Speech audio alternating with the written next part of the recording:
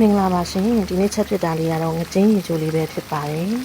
ငကျင်းရီချိုချက်ဖို့ပထမဆုံးအနေနဲ့ချက်သွန်ဖြူချက်သွန်နီနက်နက်မင်းငရုတ်သီးစိမ့်နဲ့မကြီးရည်လေးတို့ကိုပြင်ထားလိုက်ပါတယ်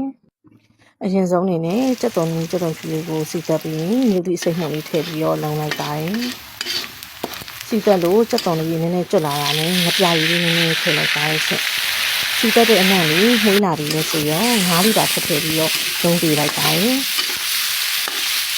ငါးလေးကိုလန်နာလေးလုံးပြီးတဲ့အခါမှာတော့မကြီးရည်လေးထည့်လိုက်ပါတယ်။မကြီးရည်ကိုတော့ပထမဆုံးအရေးကြီးလေးပဲထည့်ပြီးတော့အရင်ပြန်လုံးလိုက်ပါတယ်။ပြီးတော့မှသာလိုအပ်တယ်လို့အရသာလေးဖြည့်ပြီးမကြံတဲ့မကြီးရည်လေးပါလောင်းထည့်လိုက်ပါတယ်။မကြီးရည်လေးထည့်ပြီးတဲ့အခါမှာတော့ဘိုင်းမနာရလေးအောင်ရေကိုကြာကြာလေးတည်ထားလိုက်ပါတယ်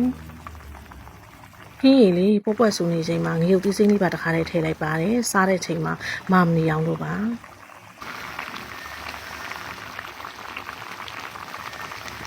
ခင်းရည်လေးလည်းတော်တော်လေးဆူသွားပြီဆိုတော့အမွှေးနံနာအတွက်နန်းနန်းမင်းလေးအုပ်လိုက်ပါတယ်။နန်းနန်းမင်းကအခုတလောတအားပေါ်နေတော့အများကြီးထည့်ပြီးအုပ်လိုက်ပါတယ်။ပုံမှုရအောင်ပေါ့နော်။